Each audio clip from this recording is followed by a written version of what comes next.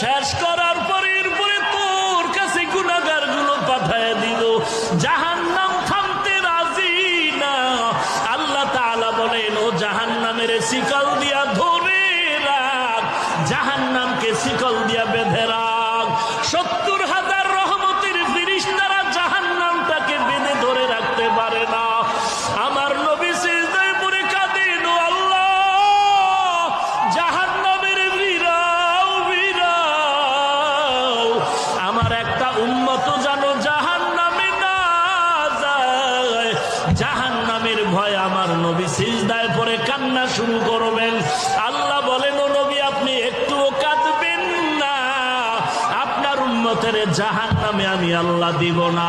আল্লাহ কুদরতের হাতে একটু পানি দিয়া ফেরেশতাকে বলবে, জাহান্নামের গায়ে ছিটায়া দাও। আল্লাহর দাও কুদরতের হাতের পানি জাহান্নামের গায়ে ছিটায়া দেওয়া মাত্র জাহান্নাম পেছন দিকে দৌড়াবে। ফেরেশতারা বলবেন, ওরে মালিক, শিকল দিয়া যেই জাহান্নামের ধরে রাখতে পারি না, একটু সামান্য পানি দেওয়া মাত্র জাহান্নাম পেছনে চলে গেল। এটা কেমন বরকতের পানি? এটা কি জমজমের পানি, নাকি কাউসারের পানি, নাকি আবে হায়াতের পানি?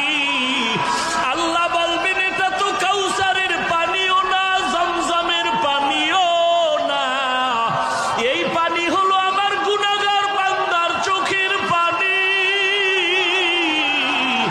আমার গুনাহগার বান্দা নবীর উম্মতেরা ঘুমায় নাই, গুনার ভয়ে জাহান্নামের ভয়ে চোখের পানি ছেড়ে কান্না করেছে। এরে আল্লাহর বান্দা, এরে যুবক, একটু আমলনামার দিকে চোখ দুটো বন্ধ করে তাকায় দেখো।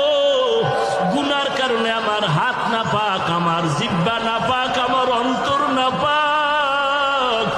গুনার কারণে আমার চোখ দুটো না পাক, আমার পা না পাক। আমার মতো জাহান্নামের আসামি আর কেউ নাই। আজকে এই ময়দানে চোখের পানি ছেড়ে আল্লাহকে মায়া করে ডাক দাও, রে মালিক, আমি জাহান্নামের আগুনে জ্বলতে পারবো না। কেউ যদি একটা বেত দিয়া বাড়ি দেয়, সহ্য করতে পারি না রে আল্লাহ।